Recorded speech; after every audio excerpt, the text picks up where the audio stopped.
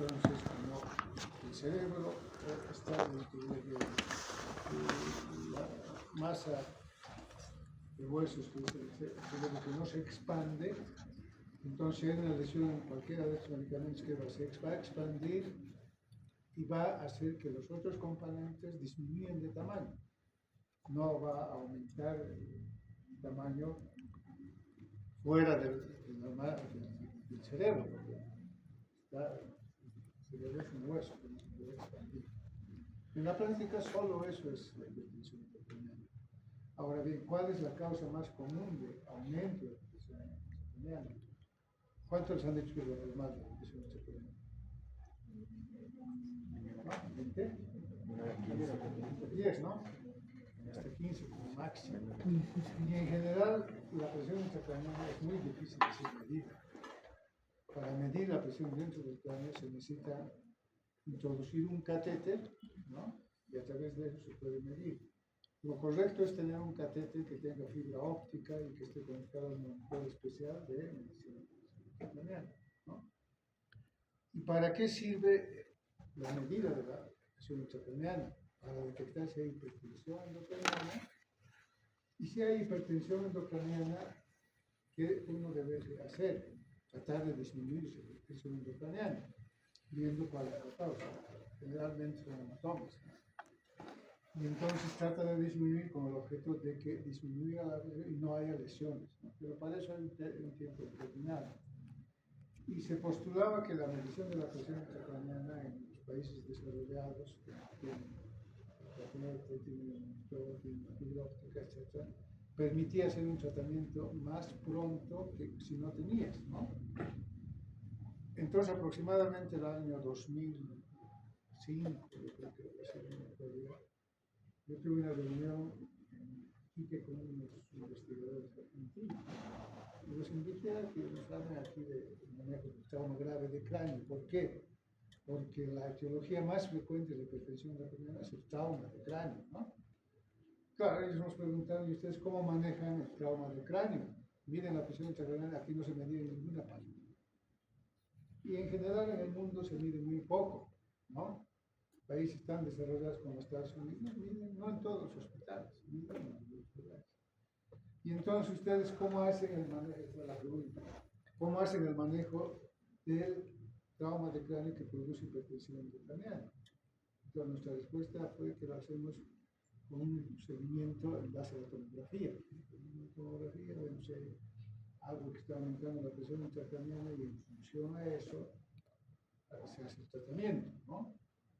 Pero la hipótesis es que ese es tardío, ¿no? A veces el paciente está con ideas, por ejemplo, después de la tomografía y ya no hay tiempo. Puede ser que las células cerebrales tienen una vida media muy corta, hay algunas que no superan los 5 minutos, ¿no? Entonces eso depende mucho de dónde. Entonces a veces es tardío la detección de algo que esté subiendo la presión intracraniana por el trauma de cráneo. Entonces, a raíz de eso, plantearon en realidad los argentinos y los americanos un estudio para medir la presión intracraniana en algunos enfermos comparados con la presión. Este estudio básicamente se hizo en Bolivia. Hubiera sido todo el estudio hecho en Bolivia, pero los estudios grandes que son financiados por instituciones grandes, este fue financiado por el UNH, que es el UNH, es el Instituto de Salud de Estados Unidos. Ellos sacan una convocatoria, se presenta un problema y si por un proyecto de investigación, si ese proyecto de investigación aprobado por esto, entonces ellos te dan dinero para hacer la investigación. Entonces siguió todos esos parámetros y el estudio se hizo en Bolivia. Yo fui el investigador principal de ese estudio y ese estudio finalmente fue publicado en 2012 en el New England Journal of Medicine, en 2012. Sí. Solo en el primer mes fue el artículo más leído del New England Journal of Medicine. ¿Por qué? Porque nosotros comparamos el tratamiento de hipertensión endocraniana con PIC y sin PIC, ¿no? Y fue tan fue controversial porque no hubo diferencia en el manejo, en los resultados finales. ¿Cuáles serían los resultados finales de manejar el aumento de la presión intracraniana que produce en la práctica coma? Pues primero que viva, ¿no? Segundo, que viva pero sin lesiones neurológicas. ¿De qué sirve si vive y se queda paralítico para siempre? ¿Quién nos va a cuidar, etcétera? Entonces, esa era la hipótesis que si medimos la presión intracraniana, nos anticipamos a la hipertensión, tratamos rápidamente con los distintos métodos que hay y tiene menos lesión. En cambio, como la tomografía siempre es un poco más tardía, hay que detectar clínicamente si hay midriasis, ausencia de reflejo de la luz, etc. La tomografía a veces, la hipótesis era que era tardío, pero después de que hicimos el estudio y se analizó los resultados, no hubo diferencias entre la mortalidad, o sea, la mortalidad es el número de muertos, ¿no? Y la morbilidad, es decir, las lesiones que dejó un trauma de cráneo en estos pacientes. No hubo diferencia cuando fue tratado, ya siendo medido por la presión intracraniana o, en conclusión, los que hablan de medir la presión intracraniana en la práctica nunca han medido. Y si no tenemos con qué medir, no hay que desesperarnos. ¿Por qué? Porque este estudio ha demostrado que no es tan importante. ¿Okay? Entonces voy a dar un pequeño resumen de ese estudio. Que miren, lo que dice tratamiento del trauma grande de cráneo después del vestir. Este es el estudio, se ha llamado el vestir, ¿no? Entonces, obviamente, cuando nosotros tenemos un politraumatizado, y en La Paz hay mucha experiencia de toda la etc. Entonces, en muchas circunstancias, este individuo que tiene trauma puede fallecer inmediatamente, antes de que llegue el sistema de salud, o después. La mortalidad del trauma en el sitio del accidente, dependiendo de la gravedad del accidente, es muy grave. Y de los que viven, ¿no? Muchos también mueren. Entonces, cuando hace muchos años yo hice un pequeño curso aquí de trauma, ya lo han pasado como 20 años, alrededor de 20 años, hice un curso de trauma y el examen final de ese curso que fue llevado a cabo por los asistentes médicos que trabajaban en emergencias, fue un simulacro que hicimos caer una piedra en el estadio de los Naciones, el estadio principal, entonces fue un simulacro. Fue tremendamente interesante. Entonces, el trauma puede producir muerte en primera instancia en el sitio de los accidentes, ¿no? Y al rescate de este paciente traumático se llama medicina prehospitalaria. Eso quiere decir que las medidas que se deben tomar tienen que ser antes de que el enfermo llegue al hospital, por eso es medicina prehospitalaria. Para eso los países más desarrollados tienen sistemas de medicina prehospitalaria, que en la práctica son ambulancias de terapia intensiva, donde hay médico, enfermero, y empiezan el manejo. Si hay necesidad de intubar al enfermo, le intuban, empiezan a dar ventilación mecánica, etc. Aquí creo que en La Paz no hay una sola ambulancia que tenga todas estas cosas. Y si tiene, no hay médicos que acompañen a recibir. En la práctica no tenemos medicina hospitalaria. Hacemos directamente la medicina hospitalaria, que en muchas circunstancias es también. Esto es el trauma que produce ese tipo de lesiones y es la primera causa de muerte fundamentalmente en los jóvenes menores de 40 años. ¿Por qué? Porque los jóvenes que por suerte en La Paz no es que no haya borrachos, ¿no? Pero como las vías no son de alta velocidad, generalmente no hay mucho accidente. En cambio en Santa Cruz los cambas toman, sus avenidas son amplias, corren y la cantidad de accidentes pues, es enorme. Por eso que el estudio fue hecho en Santa Cruz, en Tesorando y luego adicionó a Sotarica, ¿no? En La Paz no hay mucho trabajo. Y además, el hospital donde llevan es el hospital de clínicas y en esa época no tenía tomógrafo. ¿Y cómo podíamos decir si no tenía tomógrafo? Así que no escogimos ese hospital. No sé si ahora tenga. Los cubanos regalaron un tomógrafo, tanto que hablan mucho los cubanos, nos regalaron un tomógrafo. No sé si funciona el hospital de clínicas. Pero ¿qué hicieron los médicos? Lo arruinaron para llevar sus tomógrafos particulares. O sea, les importa cacahuate atención, se interesa el dinero y ustedes ojalá no sean así, porque están estudiando medicina no para ser ricos, para atender enfermos. Que todo el mundo quiere ganar es lógico, correcto, para eso se estudia, ¿no? Pero no se puede privilegiar el dinero frente a la atención. Entonces, en menor frecuencia, la primera causa de muerte, vean cómo se está rescatando a pacientes. En Estados Unidos, vean, se produce una muerte cada 5 minutos secundaria al trauma. ¿Okay? Se fue llamado que ya estamos en el siglo XXI, la epidemia se llama del siglo XXI, porque los que mueren, pues habitualmente son pobres, ¿no? Y por eso es que se han diseñado una serie de, ¿cómo podríamos decir? Una serie de cursos para manejar al paciente en el trauma. Uno de esos datos es Advanced Trauma Life Support, o sea, manejo avanzado del trauma. Eso aquí yo hice el primer curso de hace unos años, quería que sea La Paz un centro permanente, pero el encargado, el que maneja ese curso, tiene que ser un cirujano. Y ningún cirujano me apoyó, así que ese curso lo hacen en Estados Unidos. Y ese curso nació en un accidente de avión en Estados Unidos.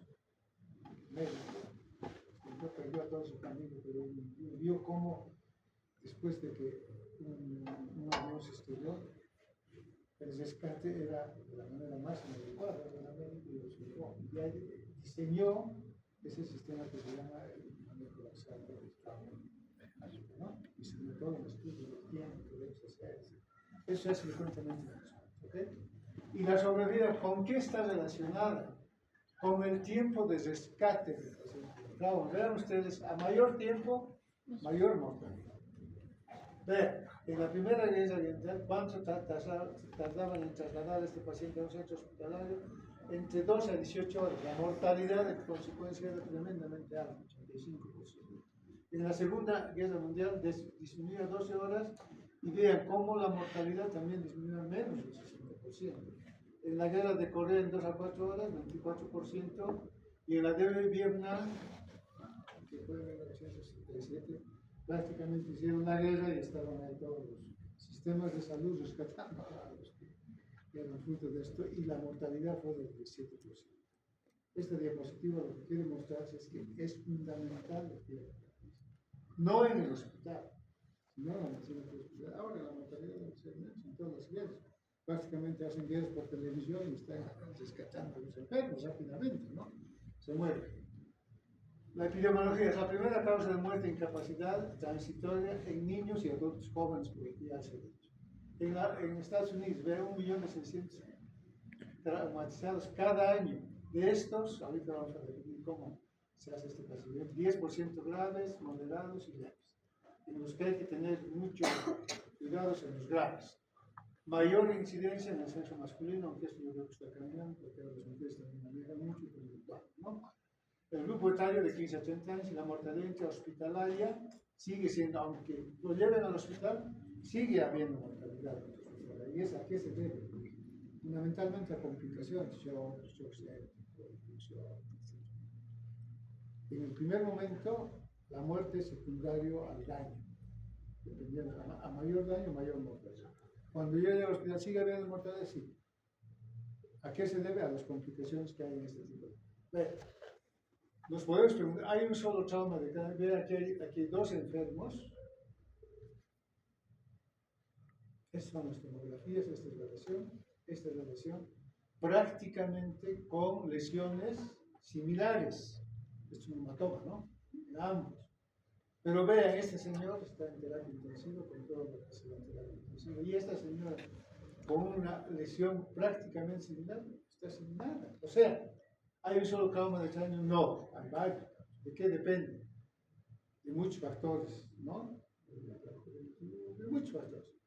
Y esta patología es heterogénea entonces, y ha sido descrita como el paradigma del manejo del paciente. O sea, ve, aquí es muy esquemático, ¿no? La misma tomografía prácticamente, 2 enfermos en distintas situaciones, uno en terapia intensiva, la otra probablemente con la Ahora, nos hicimos una cuestión, ¿hay una sola en Latinoamérica? No, porque Latinoamérica es heterogénea, no podemos compararnos con Argentina, Brasil, Venezuela, etc.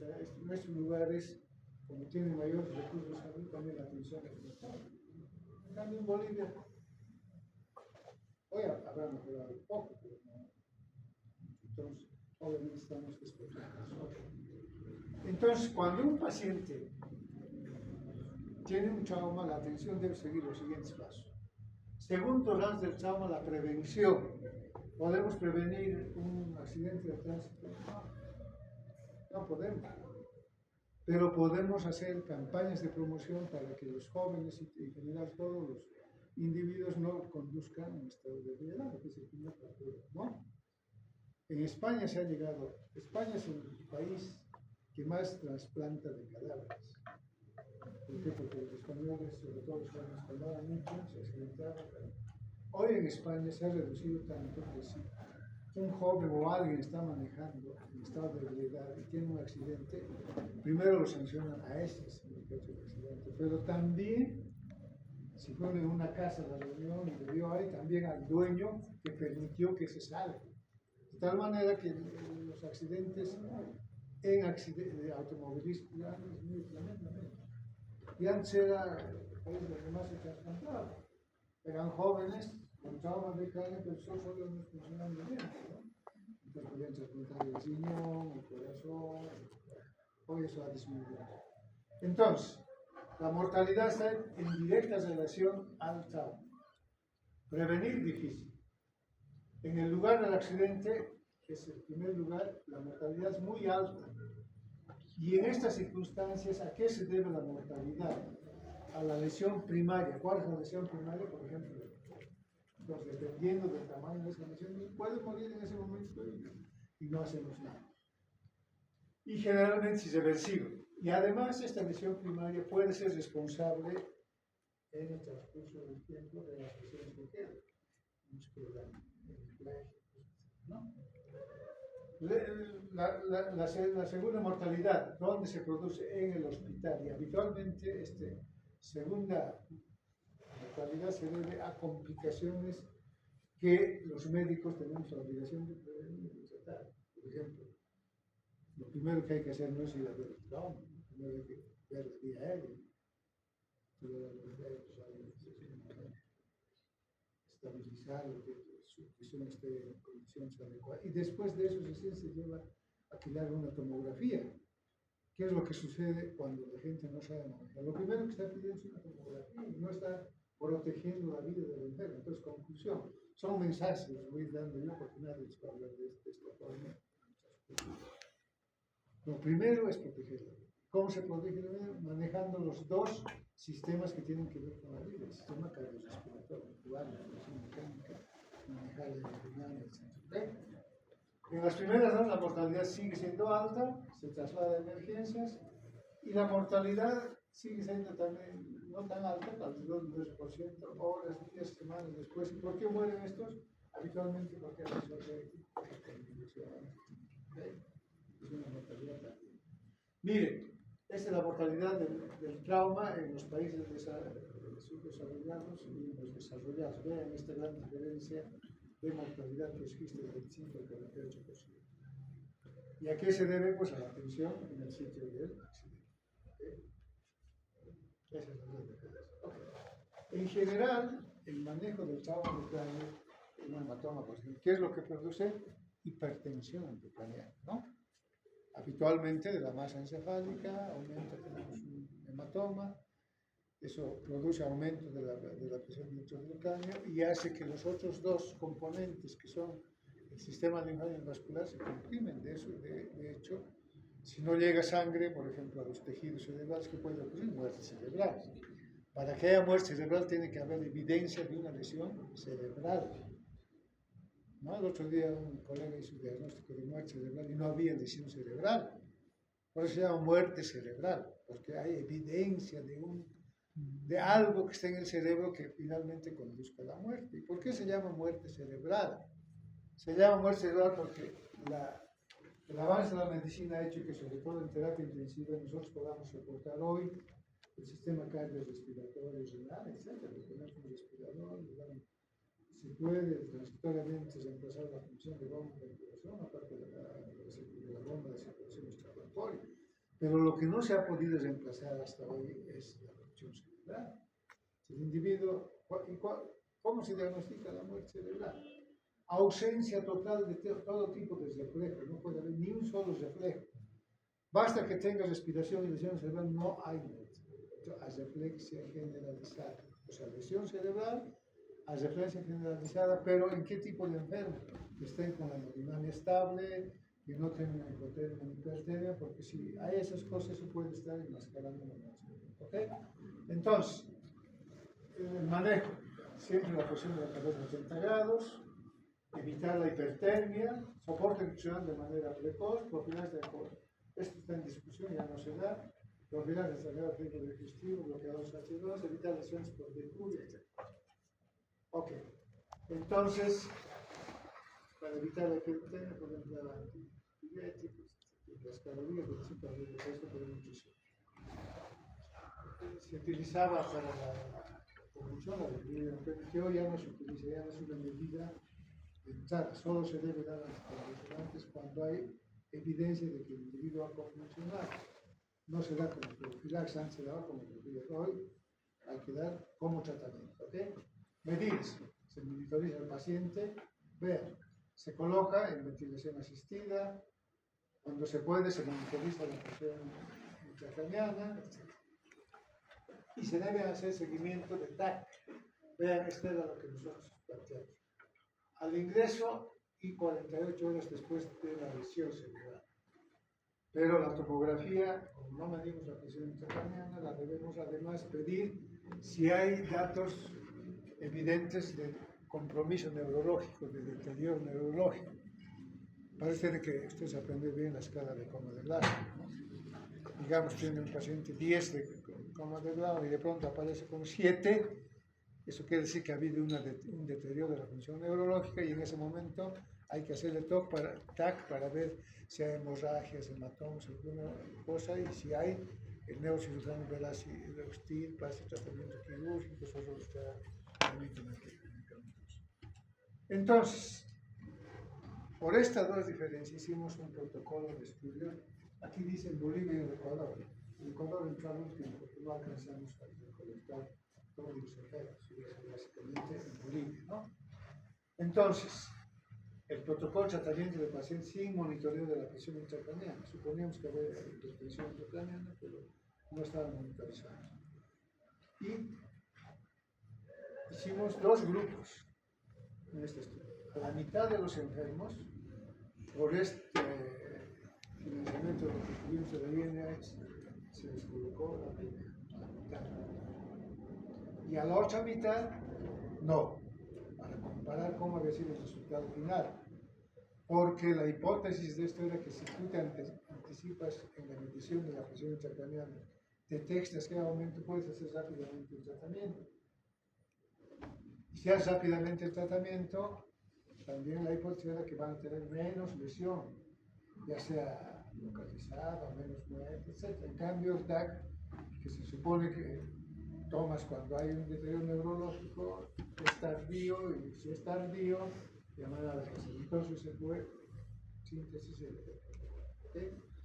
Objetivos. Obviamente, lo más importante no es manejar la presión intracraniana, la presión arterial media. Esto ha ido cambiando.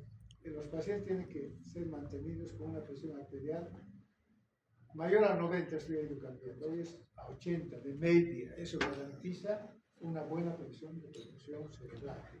Saturación de oxígeno mayor a 90 en nuestro medio. Aquí dice 92 porque es el nivel del mar. ¿Okay? Y para el monitoreo de la presión se utiliza la fibra óptica y monitoreo de la fibra. En general se utilizaba un poco, en este estudio nos dieron todo el sistema de monitoreo, ¿no? Los estudios, este investigador del estudio hace muchos años, ¿no? En 2000 también se llama Chester. Si ustedes tienen interés, vean este escrito sobre el caso mucho. Pues el doctor Videta, con el cual diseñamos el estudio, y el doctor Rondina, que lastimosamente falleció, y yo, que estoy acá, que también investigué. estos dos colegas eran insatisfechos porque el estudio básicamente se hizo científico, se hablaban al principio de la. Y estos son los monitores de la presión intracraniana. ¿Okay? Entonces, a los que no tenían PIC, ¿qué les hacían nosotros? Específicas. Ventilación controlada, siempre cero analgesia con solución para lograr una presión entre 10 y 12 estoy cambiando.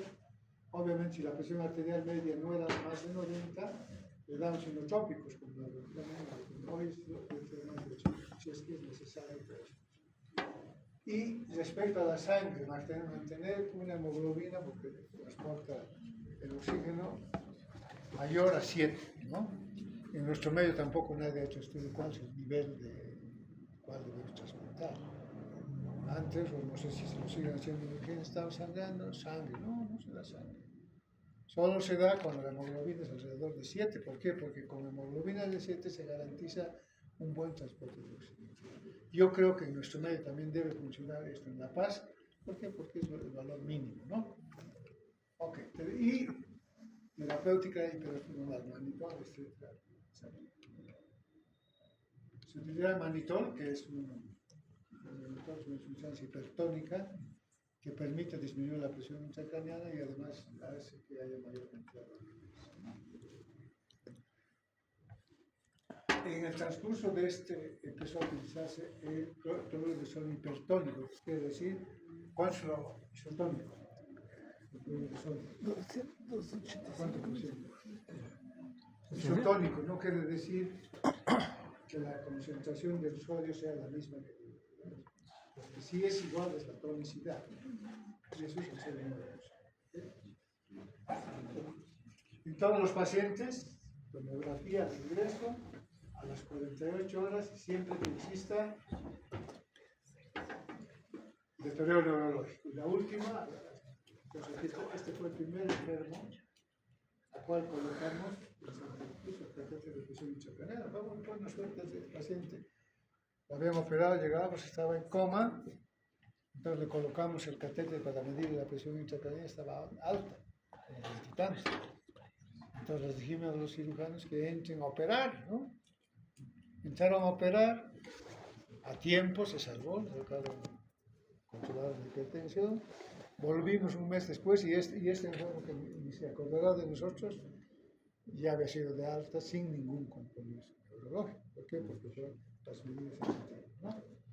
Entonces este estudio pues ha sido criticado, etc.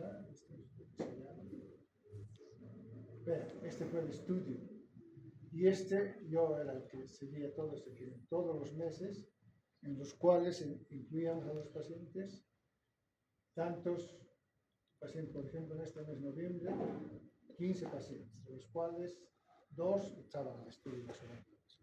Es un seguimiento. Y esta fue la publicación. ¿Qué es lo importante de este estudio? Es que no hubo diferencias en la mortalidad entre los pacientes a quienes añadimos la presión intracraniana y a quienes les hicimos el control con tomografía.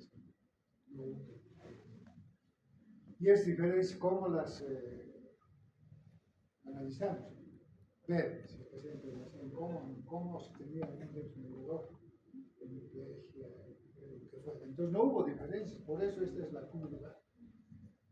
Lo de abajo es con TAC y lo de encima es con presión intracraniana, pero desde el punto de vista estadístico es prácticamente lo mismo. No hay que preocuparse. Si podemos medir, bien, si no, no hay que preocuparse. Porque no hay ninguna diferencia. Y por eso este estudio fue tan interesante. Fue publicado en el New England Medicine en 2012. ¿No?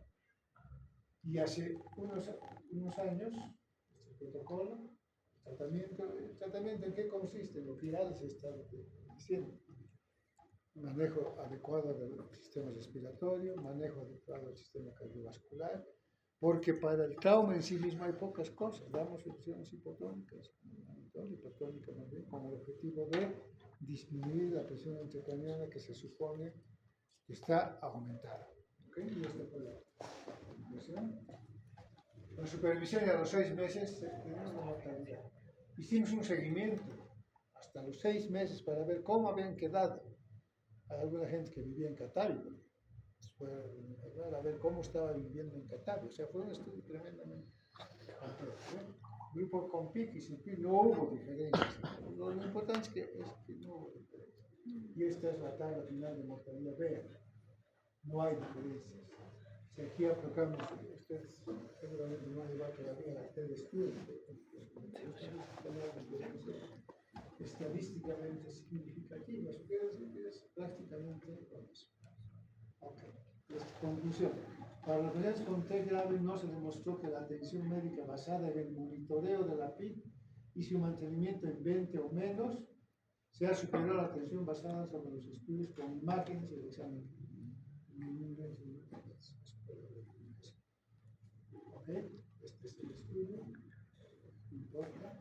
Y como produjo tanta controversia, y controversias de todo tipo, uno se llegó a decir, ¿cómo es un país similar a Sudán? O sea, críticas que no tienen nada que ver con el estudio, como si fuéramos nosotros, no humanos, evidentemente. ¿Cómo?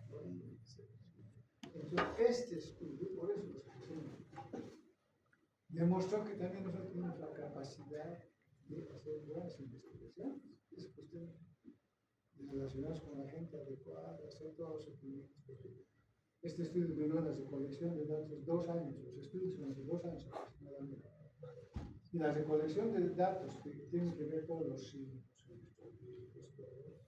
primero me llegaban a mí, analizaba, lo enviaba al investigador principal, el investigador principal lo mandaba a Estados Unidos para ver si todos los datos eran o no eran adecuados, si no se pueden perder datos.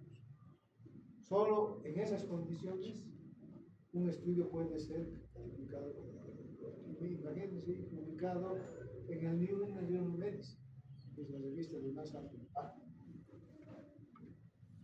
Ha llegado a tal punto este artículo que hace 3 años, un libro publicado por la Universidad de Oxford, el libro se llama Los 50 artículos que todo intensivista debe conocer, así se llama el libro. Y en esos 50 artículos que todo intensivista debe conocer, está este artículo. No dice, no importa. Lo que dice el estudio fue realizado en Bolivia, que es lo que a mí me interesó, que Bolivia también tiene una capacidad de hacer cosas. Las cuestiones que nos dedicamos, estudios son buenos. Hoy es más fácil, porque las relaciones hoy entre todos los países del mundo es mejor, hay que saber aprovechar las oportunidades. Después del Restri, se llamó Restri, y esto es lo que ha sido publicado. Un hindú publicó un artículo que se llama los 10 artículos que han influido más en el manejo del trauma de cráneo en la India. Y uno de esos es nuestro artículo. ¿Por qué? Porque no mide la presión, la TAC solo con TAC. Okay. Y se hizo, miren, un consenso, una reunión. Como hubo tanta gente que denostó este artículo, se hizo una reunión de consenso sobre este artículo para preguntarles a los que se oponían por qué se oponían o por qué decían que estaba mal. Entonces ahí, nada, se opuso. Todos se opusieron. ¿Okay? Ya está. Entonces, jóvenes, eso quería presentar. La hipertensión, lo que la luz. No es nada más que el aumento de la presión dentro del cráneo. Y ese aumento, ese aumento se debe a una de las cosas. En el trauma de cráneo es generalmente más grande. En un accidente vascular cerebral, ¿a qué se deberá el aumento de la presión intracraneal? A que un trombo bloquea el sistema circulatorio, y si bloquea, no llega la sangre a la masa encefálica, y acuérdense que las células cerebrales tienen muy poco tiempo de tolerancia, entre 5 a 10 como máximo. Si un trombo obstruye la circulación, entonces ese lugar al cual tiene que llegar la sangre se vuelve isquemia, se infarta, confusión, el paciente muere. Yo os he hablado de trauma de cráneo porque es el más sencillo. Y obviamente se aumenta la presión intracraneal. Que se mide, sí se mide. Se puede medir, pero no hay necesidad de medir. Lo que hay que hacer es tomografías, hacer un control. La conclusión fue que, ¿por qué salió también este estudio? Porque los investigadores de este estudio, que fueron colegas, yo escogí a todos. Trabajó muy bien. Pero fue un estudio no gratuito. Los americanos no hacen absolutamente nada gratis. Para ellos el trabajo no puede ser gratuito. Y entonces por cada paciente recolectado, no sé cuánto le dan. Porque como dura 3 años la recolección de datos, imagínate, si no les reconoces, el primer mes todos trabajan. Después de 2 meses se aburren, no da resultado, pero si les pagas, tienes la obligación de que te reporten. Les pagas. De esa manera son los estudios grandes que se hacen antes. ¿Ok? Entonces, si quieren, esa es la revista New England Journal of Medicine, 2012, o hay en español también. ¿Quién es el representante? Me hace acuerdo.